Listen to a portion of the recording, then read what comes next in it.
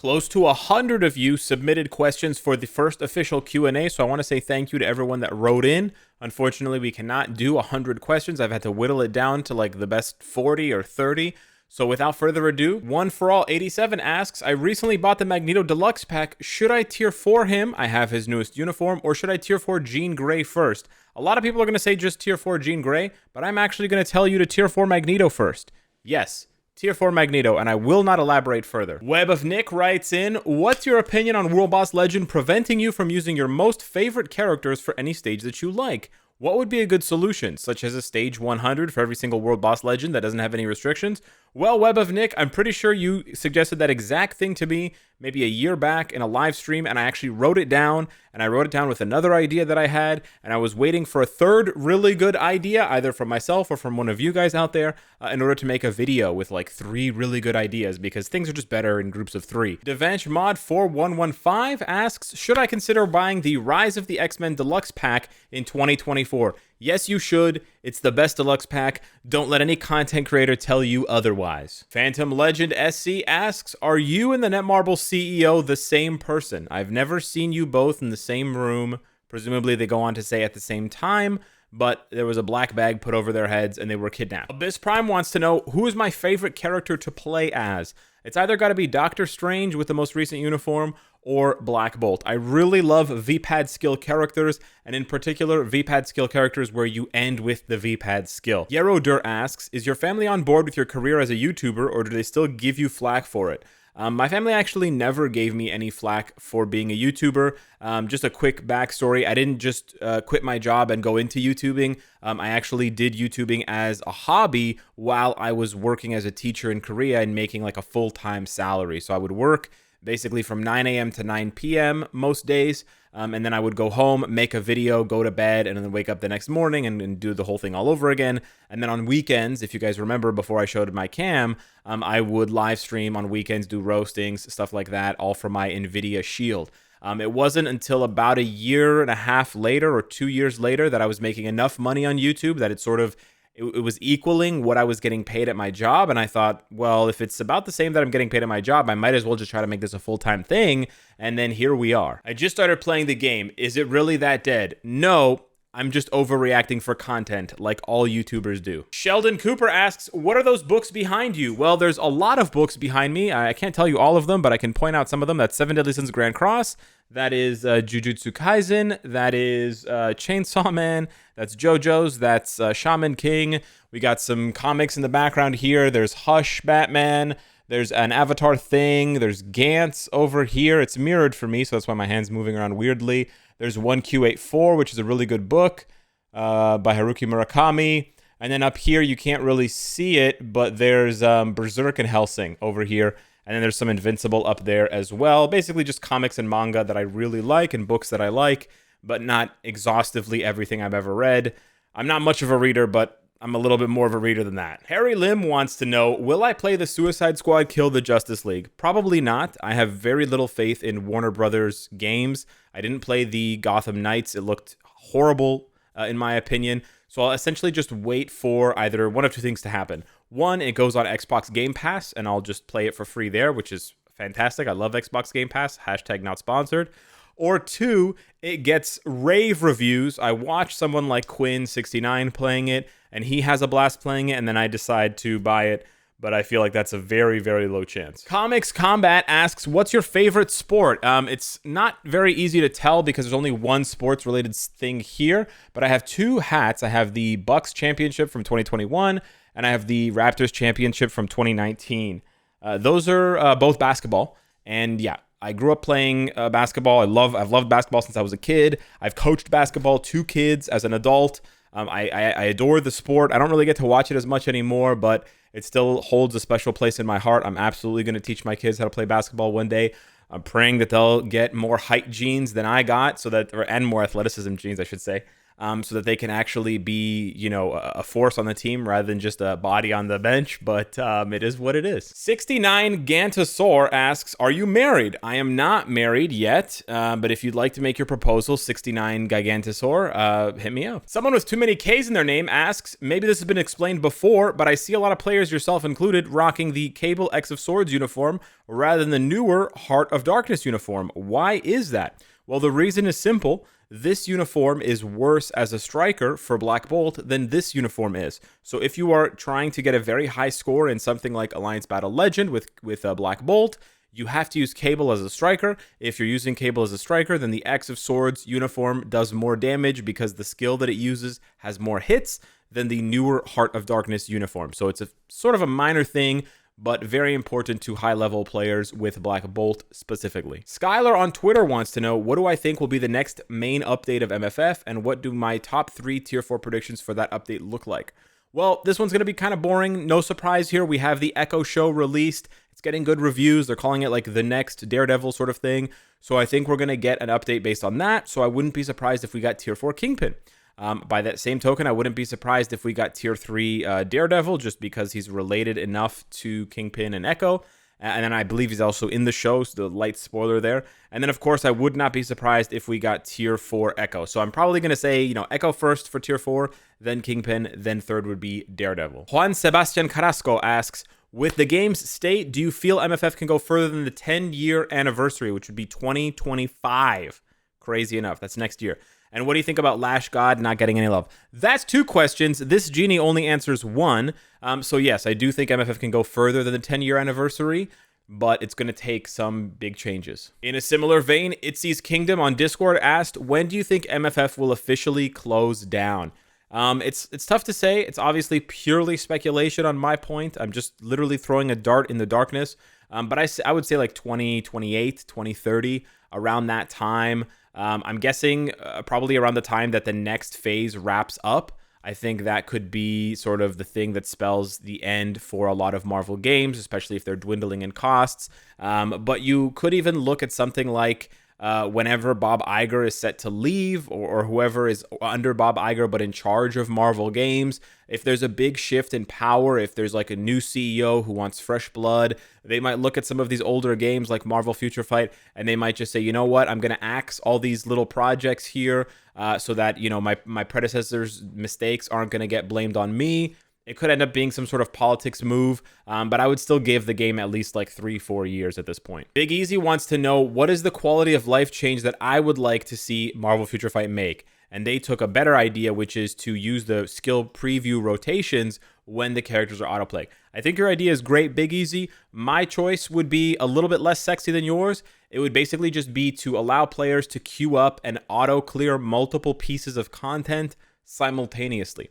So rather than having to click into each individual mission and click clear and then click OK and then back out and then go here and then click here and then click clear, I want to just be able to open up a window and just sort of like this, for example, and just check off all of the stages, and it'll give me a total like, hey, it's going to cost this much energy and it's going to cost this many boost points and it's going to cost this many clear tickets. Are you sure? And I press OK, and then it just boom, boom, boom, boom. It shows all of them in one big list. I can scroll through and see all my rewards, and then it gives me a tally at the bottom with all the rewards that I got, just to save me some clicks. As you get older, as I am, into my 50s and 60s, your fingers just start to, they don't work as well as they used to. Tyree would like to know, if a Tier 4 only game mode came to the game, how do you think it would affect the state of the game? I think it would be great for the state of the game. I actually think it would be fantastic, and I'll have more ideas and sort of a more fleshed out video on this later, but I think it's time that we suggest to the devs in a realistic way to create 2 things: a game mode for only Tier 4s and a game mode for only Tier 3s / transcended characters that are level 70 exactly.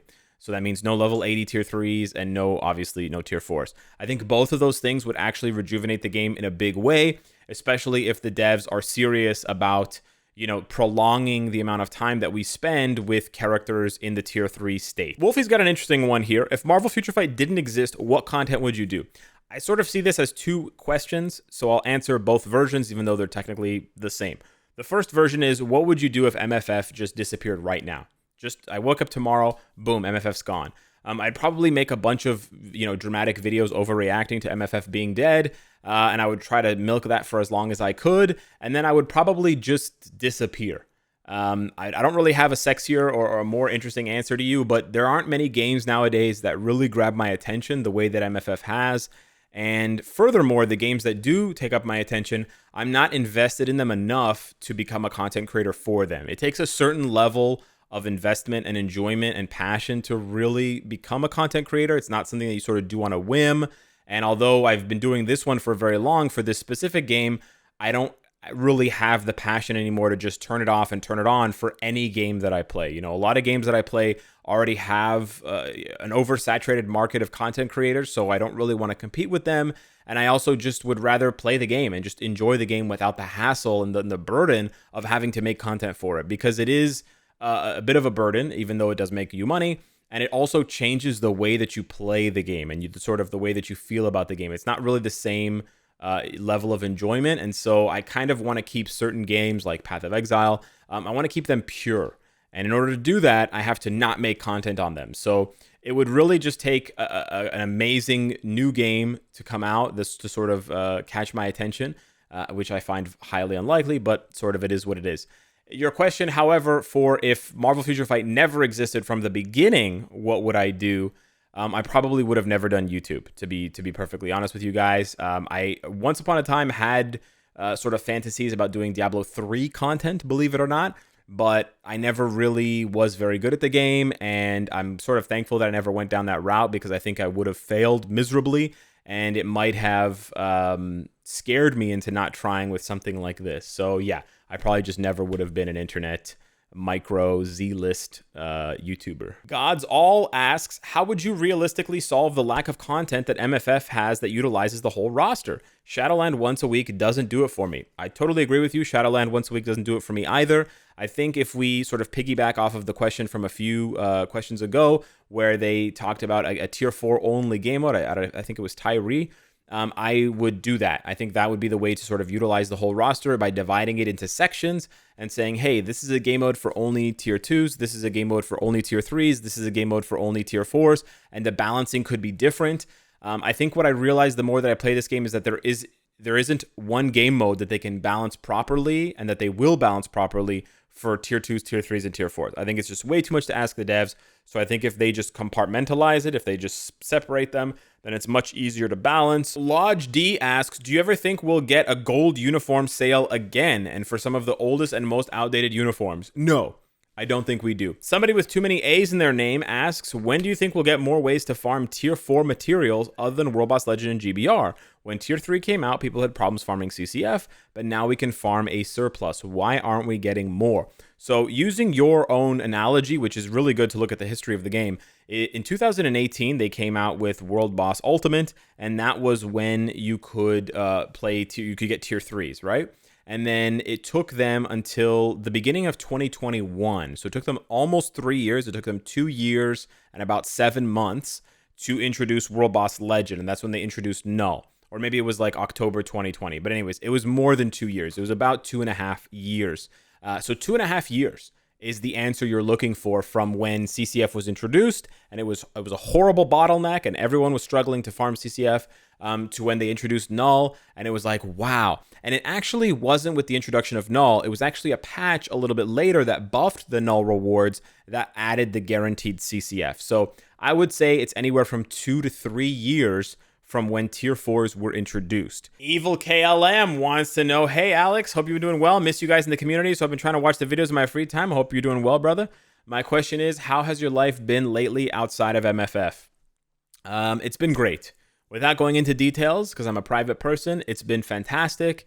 And largely the reason why I don't do more content online, because my personal life is just very fulfilling, and I find as I get older that I'm more interested in what's happening outside the internet and sort of in real life than I am with the internet and sort of that sort of thing. And so it affects my job negatively, but it's sort of just, it is what it is, you know, and especially when you get to a certain age and you want to do things like start a family or you want to whatever, it naturally forces you to adjust your life path and sort of adjust how much time you spend doing different things. And I find that to remain really engaged online, you have to spend a lot of time. And if you don't want to spend that time, then it's better off that you cut it off sort of completely, or semi-entirely, because it's not something that you can really dabble in lightly and still have success in, at least in my opinion, or at least for me. Fogey Squatch asks, how would you like a game mode that randomly selects a character from your roster as you play? One day you get tier 4 Odin, the next day you get level 60 Fandral. That would encourage people to build their roster, right? That's what we need. No offense, I think it's a horrible idea. I think taking away player agency is exactly what Marvel Future Fight does not need. I think player agency and team agency is super important. I think they just need to create game modes that are more restrictive to force players to be creative. And that's really where the beauty of the game lies, is in seeing all of these characters as puzzle pieces, right? 264 puzzle pieces, and then presenting puzzles to the player base that they have to solve using different sets of pieces.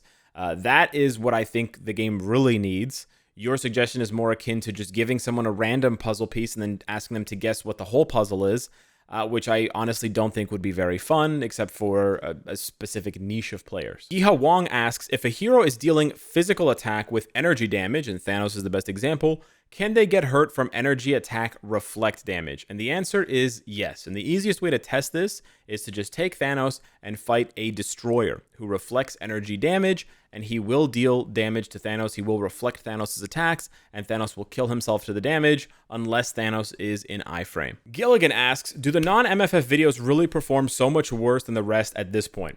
The short answer is yes, they do perform much worse. The long answer is essentially this.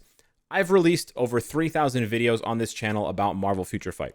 Because I've released so many videos, the YouTube algorithm has essentially locked this channel and what they will show to non-subscribers.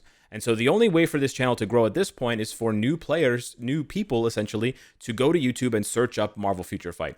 If I were to start making videos about Diablo or about painting my nails or about skateboarding, they would essentially show those videos to no one and my channel would just die, because the YouTube algorithm has essentially pigeonholed my channel and decided that the only content my channel will ever succeed with is Marvel Future Fight. So at this point, if I was going to branch out to another game, I'd be better off just making a different channel.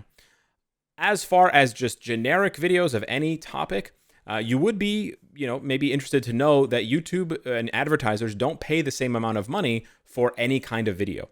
You can take, for example, 3 different videos. One of them is about hair care products, one of them is about finance, and one of them is about skateboarding.